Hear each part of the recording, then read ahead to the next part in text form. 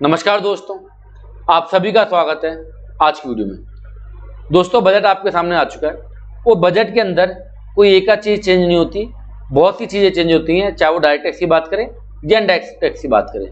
उसमें से ऐसे कौन से इंपॉर्टेंट अपडेट्स हैं जिनके ऊपर अकाउंटेंट को फोकस करना चाहिए, क्योंकि ये चैनल अकाउंटेंट के लिए बना है, अकाउंटेंट द्वारा बनाया गया है।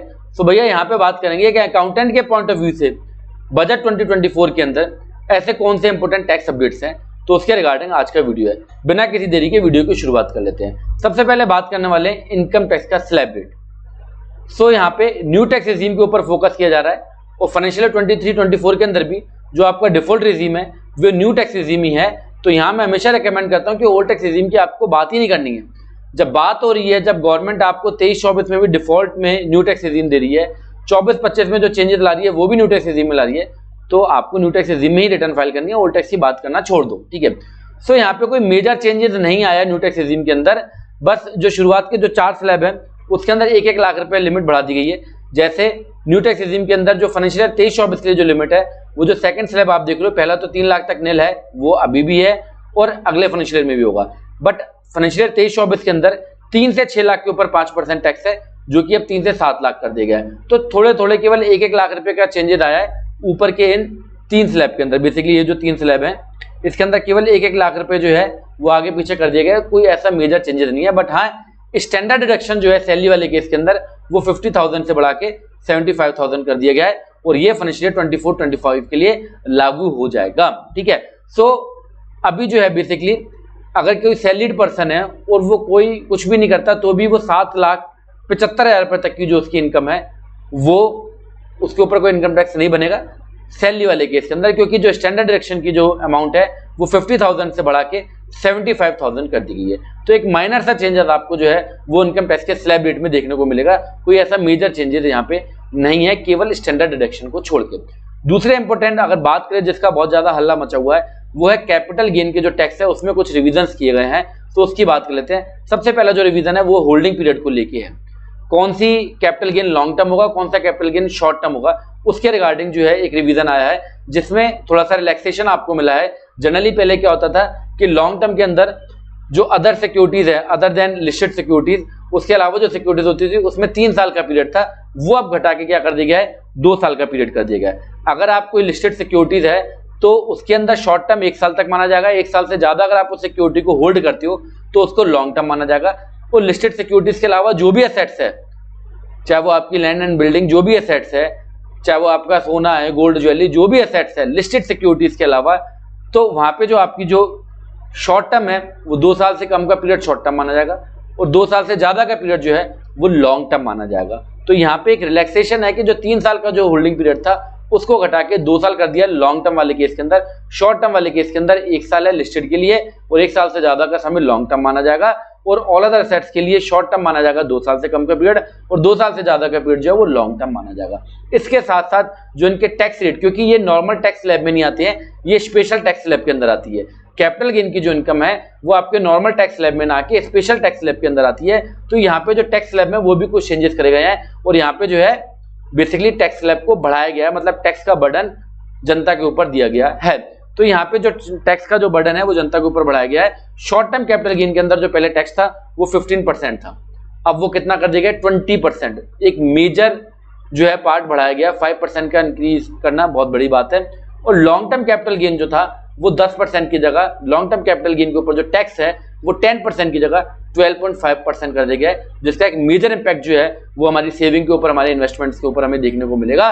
क्योंकि शॉर्ट टर्म में 15 की जगह 20% टैक्स देना पड़ेगा। जो ट्रेडिंग वगैरह, स्विंग ट्रेडिंग वगैरह करते थे, जो शॉर्ट पीरियड के लिए सिक्योरिटीज को बाय करते थे और फिर सेल करते थे और प्रॉफिट कमाते थे, वहां पे अब उनको प्रॉफिट के ऊपर स्पेशल टैक्स रेट में 15 की जगह 20% टैक्स देना पड़ेगा।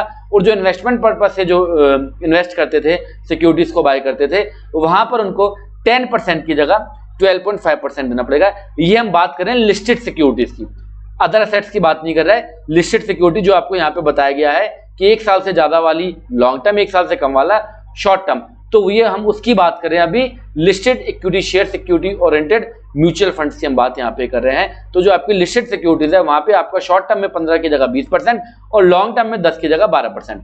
बट लॉन्ग टर्म में आपको एक रिलैक्सेशन और मिल जाता है। अगर आपका लॉन्ग टर्म का गेन 1 लाख रुपए तक है तो आपके ऊपर कोई टैक्स नहीं लगता है, वो लिमिट यहाँ पे बढ़ा के 1.25 लाख कर दी गई है। बट अगर आपका बड़ा प्रॉफिट होगा तो आपको टैक्स बड़ा देना पड़ेगा। अगर आपका प्रॉफिट 1.25 लाख तक है तो फिर आपको जो है आपको जो है एग्जेम्पशंस की लिमिट के अंदर आ जाओगे। जो पहले लिमिट 1 लाख थी वो बढ़ा के 1.25 लाख कर दी है 1.25 लाख, पर साथ के साथ रेट भी बढ़ा दी गए हैं। लॉन्ग टर्म के ऊपर 10 की जगह 12.5% कर दी गए हैं। और ये जो रेट की बात कर रहे हैं ये लिस्टेड सिक्योरिटीज की बात कर रहे हैं। अदर देन जो लिस्टेड सिक्योरिटी है, जो ऑल अदर एसेट्स है, वहां पे जो है रेट को कम करा गया है, बट लॉलीपॉप देके कम करा गया है। रेट कैसे कम किया गया है? 20% की जगह अदरवाइज जो भी आप मकान वगैरह जैसे बेचते हैं, गोल्ड ज्वेलरीज वगैरह जो बेचते हैं, तो वहां पे 20% हम पे LTCG के ऊपर टैक्स लगता था। लॉन्ग टर्म कैपिटल गेन के ऊपर जो है वो 20% टैक्स लगता था, उसको रिड्यूस कर दिया गया है और एक कॉमन जो है वो स्लैब रेट दे दिया गया है 12.5%, जो कि लिस्टेड सिक्योरिटीज के लिए भी 12.5% है। अब वो अदर देन लिस्टेड सिक्योरिटीज जो है उनके लिए भी 12.5% है। बट यहाँ पे इंडेक्शन का जो बेनिफिट है वो हटा दिया गया है। पहले 20% जो है वो मिलता था, बट वो विद इंडेक्शन था। इंडेक्शन का मतलब अगर आप मोटा माटी समझो कि इन्फ्लेशन रेट, जो इन्फ्लेशन जो महंगाई आपकी जो बढ़ती थी, अगर हम मोटा माटी अगर बात करें तो 10% के हिसाब से 10% के हिसाब से आपकी जो महंगाई बढ़ती है, तो 10% अगर आपकी मकान की कीमत भी बढ़ी वो 10% महंगाई भी बढ़ी तो आपके ऊपर टैक्स का कोई बर्डन नहीं आने वाला। ठीक है, जैसे मान लो 10 साल पहले जो हमने मकान 10 लाख का लिया था और आज वो हम 10 साल बाद 20 लाख का बेच रहे हैं, तो इंडेक्शन का बेनिफिट लेते हुए उसके ऊपर कोई भी टैक्स नहीं लगने वाला था। ठीक है, बट अब टैक्स का रेट तो कम कर दिया गया है, बट इंडेक्शन का बेनिफिट हटा दिया गया है। मान लो 10 लाख का मकान आपने 20 लाख रुपए में बेचा, तो भैया 20 lakh minus 10 lakh equals to 10 lakh. 10 lakh का आपको प्रॉफिट है, उसके ऊपर 12.5% जो टैक्स आपके ऊपर लगेगा। तो इससे भी जो है बेसिकली टैक्स पेयर के ऊपर बर्डन पड़ने वाला है, क्योंकि वो देखने में तो हमें ऐसा लग रहा है कि भैया 20 का 12.5 कर दिया गया है, बट जो एक मोटा बेनिफिट जो जहाँ पे थोड़ा सा आदमी उसको टैक्स को बचाता था, टैक्स में थोड़ा सा मैनिपुलेशन करता था, वो इंडेक्शन वाला पार्ट यहाँ से जो है वो हटा दिया गया है। ठीक है, बट जो रोल ओवर बेनिफिट्स जो होते हैं आपके, मतलब आप मकान बेच के जो मकान लेते हो वो एज इट इज है, उसमें कोई भी चेंजेस नहीं किया गया है, तो उस केस में आपके ऊपर कैपिटल गेन नहीं लगने वाला है। तो ये बेसिकली कैपिटल गेन को लेकर जो रिविजन आए ये बहुत इंपॉर्टेंट रहा है इस बार के बजट के अंदर। ठीक है, अगर आप फ्यूचर एंड ऑप्शन के अंदर ट्रेड करते हैं तो बेसिकली उसके लिए है, हालांकि इसका बर्डन भी टैक्स पेयर के ऊपर आने वाला है, क्योंकि इसमें भी एक मेजर चेंजेस किया गया है। बट जो ये काम करते होंगे उनको इसके बारे में पता होगा, STT सिक्योरिटी ट्रांजैक्शन टैक्स, जो कि आप कोई भी अगर सिक्योरिटीज को बाय करते हो NSE BSE के थ्रू, तो वहां पे जो ट्रांजैक्शन होता है उसके लिए जो एक टैक्स लगता है जिसको STT बोला जाता है, वो फ्यूचर वाले केस के अंदर जो है 0.0125% से बढ़ा के 0.02 कर दिया गया है, जो कि एक मेजर पार्ट है। और STT से गवर्नमेंट की एक अच्छी इनकम जनरेट होती है, तो यहाँ पे अपनी इनकम को और बढ़ाने के लिए, रेवेन्यू को और बढ़ाने के लिए गवर्नमेंट ने फ्यूचर एंड ऑप्शन के ऊपर, केवल फ्यूचर एंड ऑप्शन, STT आपका नॉर्मल अगर सिक्योरिटीज बाय करते हो उसके ऊपर भी लगता है STT।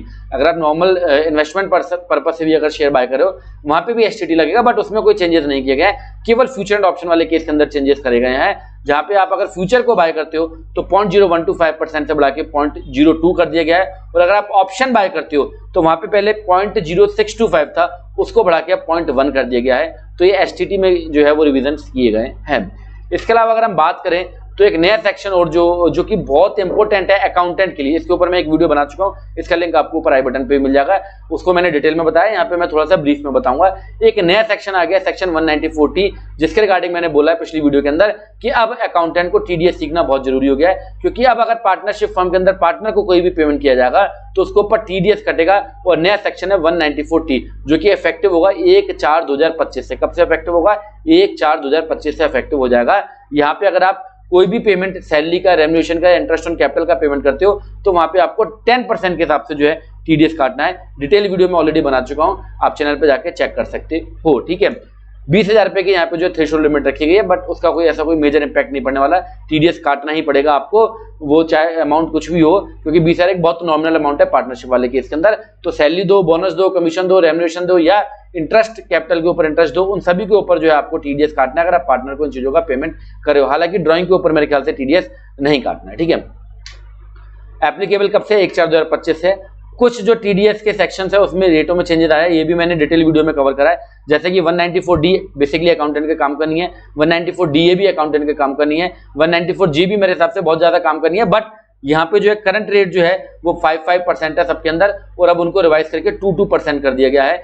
इंपॉर्टेंट सेक्शन जो जिसका अकाउंटेंट से लेना देना पड़ेगा वो है 194H, पेमेंट ऑफ कमीशन और ब्रोकरेज। अगर आप किसी को कमीशन का पेमेंट करते हो तो आप वहां पे आपको 5 की जगह 2% टीडीएस काटना है, और ये इफेक्टिव कब से है? 1 अक्टूबर 2024 से इफेक्टिव है, ध्यान रखें, मतलब बीच में इफेक्टिव हो रहा है, ठीक है।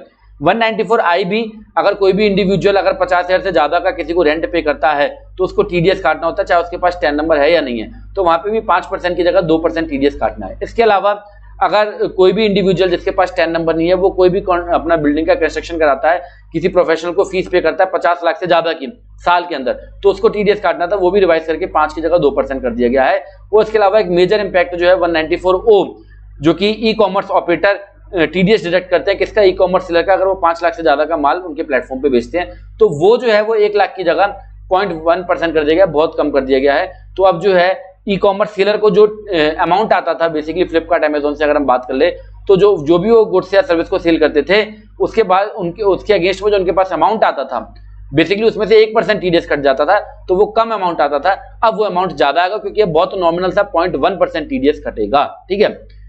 अगले और बहुत एक इंपॉर्टेंट चेंज की बात करने वाला हूं, जिसके रिगार्डिंग हो सकता है आपने थोड़ा कम सुना हो, क्योंकि अपडेट्स तो आप ले ही रहे होगे, हम थोड़ा अपडेट लेट लाए हैं, है ना। सो आपने सुना काफी कुछ होगा, बट ये एक मेजर जो है इसके बारे में भी थोड़ा सा सुनते जाइए कि भैया टीसीएस जो है under subsection 1F of section 206 of on luxury goods.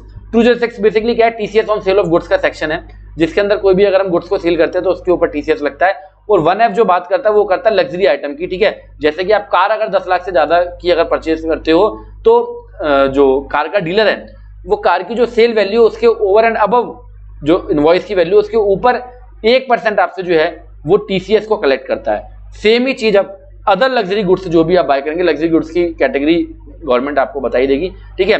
सो अगर आप 10 लाख से ज्यादा की, बेसिकली आप इसको ऐसा मोटा माटी समझ लो कि अब 10 लाख से ज्यादा का कोई भी अगर आप लग्जरी आइटम अगर बाय करो, तो वहां पे भी जो है वो दुकानदार, वो सप्लायर आपसे टीसीएस कलेक्ट करेगा, और ये सेक्शन जो है वो सब सेक्शन 1 अप्रैल 2025 से जो है वो इफेक्टिव होने वाला है। और एक और बड़ा मेजर चेंजेस है वो ये है कि समटाइम्स हम जो है कोई भी सर्विस 194C के अंदर डाल के और टीडीएस डिडक्ट कर लेते थे, चाहे वो सर्विस का जो बेसिकली प्रारूप था वो कुछ और ही था, ठीक है। तो जहां पे हमें कोई भी सेक्शन समझ में नहीं आता था, वहां 194C लगा के जो है कॉन्ट्रैक्ट वाला सेक्शन लगा के टीडीएस को काट देते थे। बट गवर्नमेंट ने बजट 2024 के अंदर एक सेक्शन जो है उसको 194C से बाहर कर दिया गया है। 194G, अगर आप कोई भी प्रोफेशनल सर्विसेज अगर ले रहे हो तो आपको 194C में टीडीएस काटने नहीं है, ये सर्विस जो है 194C वाले कॉन्ट्रैक्ट से बाहर कर दी गई है। अदरवाइज समटाइम्स जो है वो 194J वाली सर्विस को भी 194C में टीडीएस काट दिया जाता था। तो अब अगर आप किसी प्रोफेशनल से कोई भी सर्विस लोगे तो आपको वहां पे 194G ही लगाना है, जिसमें 2% और 10% का टीडीएस का रेट होता है। तो यहाँ पे गवर्नमेंट का नुकसान हो रहा था, और जहां गवर्नमेंट का नुकसान होता है वहां पे चाणक्य अंकल तुरंत उनको बता देते हैं, और जहां जनता को फायदा देना होता है वहां तो थोड़ा सा लेट ही काम हिसाब किताब चालू होता है। और ये भी जो सेक्शन है वो 1 अक्टूबर 2024 से आपका एप्लीकेबल हो जाएगा, ये अमेंडमेंट जो है, ठीक है। इसके अलावा एक और बहुत बड़ा मेजर चेंजेस आया है पार्टनर्स की सैलरी को लेके, ठीक है।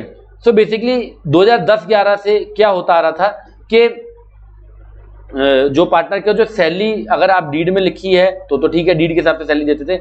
अगर डीड में नहीं लिखी है तो सैलरी का एक प्रारूप था, एक वहां पे कंडीशन बताई हुई थी कि आप on the first ₹3 lakh of the book profit और इन केस ऑफ लॉस आप 1.5 लाख रुपए या 90% ऑफ बुक प्रॉफिट जो भी ज्यादा होगा वो पे कर सकते हो। एग्जांपल के तौर पे आपकी फर्म का 3 लाख रुपए का अगर प्रॉफिट हुआ है तो आप 2,70,000 रुपए तक जो है सैलरी वो पार्टनर्स को दे सकते थे ए पॉइंट के अंदर, और जो बचा हुआ उसके बाद जो बची हुई आपके जो प्रॉफिट होता था उस पर 60% तक जो आप सैलरी दे सकते थे। एग्जांपल के तौर पर समझते हैं, मान लो आपका 4 लाख रुपए का प्रॉफिट था, ठीक है, तो शुरुआत के 3 लाख के ऊपर आप 90% तक जो है वो रेम्यूनरेशन मतलब सैलरी पे कर सकते थे, जो कि 2,70,000 बैठती है, ठीक है। और बाकी का 1 लाख जो बचता था उसके ऊपर आप 60% जो है वो दे सकते थे, मतलब 60,000 रुपए। तो 4 लाख के प्रॉफिट के ऊपर आप 3,30,000 रुपए तक जो है वो रेम्यूनरेशन को दिखा सकते थे, वो आप उसके अगेंस्ट में अपने प्रॉफिट को कम कर सकते थे, और वो जो अमाउंट है वो पार्टनर के हैंड में जाके टैक्सेबल हुआ करती थी, ठीक है।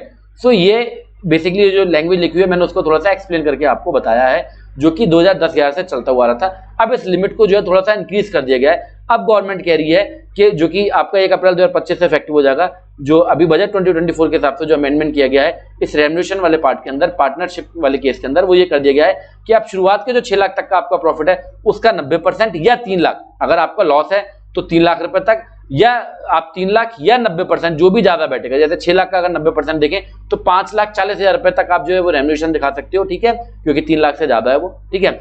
और अगर आपका बुक प्रॉफिट जो है उसके बाद जो 6 लाख से ज्यादा का जो बुक प्रॉफिट है आपका, उसका 60% तक जो है आप रेम्युनरेशन का पार्ट बना सकते हो, ठीक है। आई होप आपको ये चीज समझ में आ रही होगी, जो भी अगर पार्टनरशिप के अंदर काम करता होगा, ठीक है। तो ये कुछ मेजर चेंजेस हैं जो मेरे को लगे अकाउंटेंट के पॉइंट ऑफ व्यू से बहुत इंपॉर्टेंट है, वो मैंने आपके साथ डिस्कस किए। हालांकि एक चेंजेस हो रहा है कस्टम ड्यूटी इसके अंदर, इसका ज्यादा लेना देना तो अकाउंटेंट से नहीं है, बट फिर भी बता दें, अगर आप सोना वोना आपको खरीदना हो तो यहाँ पे जो सोने के ऊपर जो कस्टम ड्यूटी जो लगती थी वो 15% थी, वो घटा के अब 6% कर दिया है। इसलिए कल जो है सोने के रेट जो है वो डाउन चले गए थे, क्योंकि कस्टम ड्यूटी वाला जो पार्ट है वो काफी कम कर दिया गया है। तो जो स्मगलिंग वगैरह होती थी उसके ऊपर इससे काफी इंपैक्ट पड़ा है। मोबाइल फोन भी सस्ते होने के आसार है, क्योंकि उसके ऊपर भी कस्टम ड्यूटी है जो 20 की जगह 15% कर दी गई है। तो काफी कुछ यहाँ पे कस्टम ड्यूटी को लेकर चेंजेस किए गए हैं, स्क्रीन पे आपके शो हैं, आप इसको देख सकते हो, ठीक है।